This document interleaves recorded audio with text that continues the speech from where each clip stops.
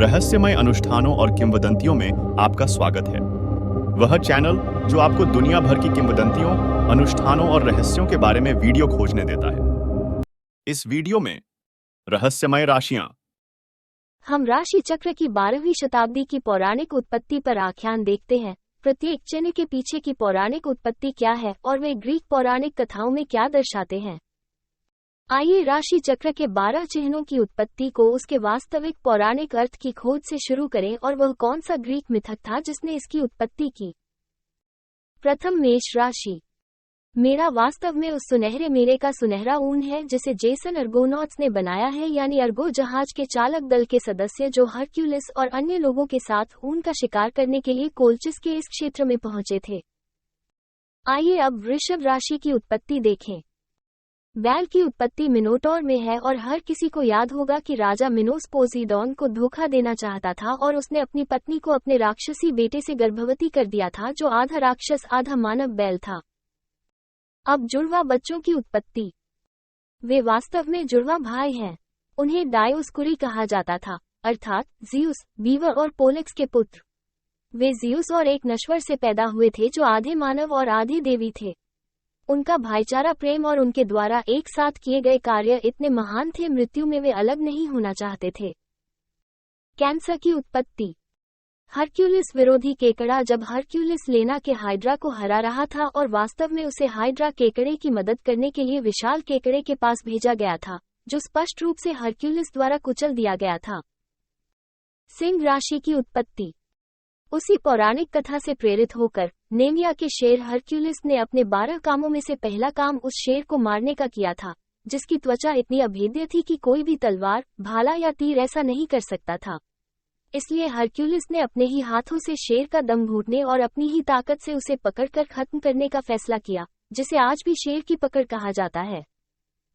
अगला कन्या है। उसी पौराणिक कथा से प्रेरित होकर वह जियुस और थेमिस एस्ट्रिया की बेटी थी, एक कुंवारी देवी जिसने अपने पिता को टाइटन्स और जादू के खिलाफ युद्ध में जाने में मदद की थी। तब अमर पुरुषों और नायकों को शासन करने की अनुमति दी गई जिनके दिल में कोई बुराई नहीं थी। अब तुला। वो बिल्कुल उसका प्रतिनिधित्व थी। वो एक देवी थी जो न्याय का प्रतिनिधित्व करती थी और पुरुषों और देवताओं दोनों को न्याय सिखाती थी। दूसरा चिन्ह है बिच्छू। अच्छा, ओरियन एक शिकारी था और सभी जानवरों का शिकार करना चाहता था और क्रोधित देवताओं ने उसके लिए एक छोटा बिच्छू भेजा, लेकिन लड़के ने इसे तुच्छ जाना और वास्तव में इसे रौंदना चाहता था और इसलिए बिच्छू ने उसे डंक मार दिया और उसे मार डाला। धनु राशि का चिन्ह। धनु सेंटोर चिरोन राजा है। उसे अपोलो ने सिखाया था कि सेक्स कैसे करना है। सेंटोर को एक शादी में आमंत्रित किया गया था जहां उसने और उसके सेंटोर दोस्तों ने बहुत अधिक शराब पी थी और जाहिर तौर पर वह शराब के प्रभावों को जानता था और खुद को यौन इच्छा से भरे उग्र क्रोध में पाया और सभी उपस्थित लोगों पर हमला करना शुरू कर दिया। तब हरक्यूलिस ने चिरोन के सिर पर छड़ी से वार करके उसे मार डाला। अगला मकर है। पैन उस देवता का प्रतिनिधित्व करता है जो आधे बकरी का बेटा था और जो बांसुरी या ऐसा कुछ बजाता था, और हम ईसाईकृत लोगों के लिए वह शैतान का प्रतिनिधित्व करता है। तब से उसकी आकृति बुतपरस्ती और शैतानवाद के प्रतीक के रूप में इस्तेमाल की जाने लगी। अगला एक्वेरियम है।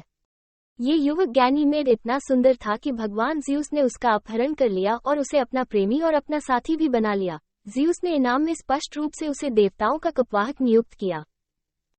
और अंत में मीन एफ्रोडाइट और उसके बेटे एरोस का प्रतिनिधित्व करता है जो 2 रूपांतरित मछलियां बन गए थे और स्पष्ट रूप से एक दूसरे से जुड़े हुए थे ताकि वे समुद्र से बच सके और राक्षसी तूफान एस्टेरो के प्रकोप से भागते समय खो न जाएं, जिसने सभी देवताओं को समाप्त कर दिया। अगर आपको वीडियो पसंद आया तो चैनल को सब्सक्राइब करें, एक लाइक छोड़ें और अपनी टिप्पणी छोड़ें। धन्यवाद।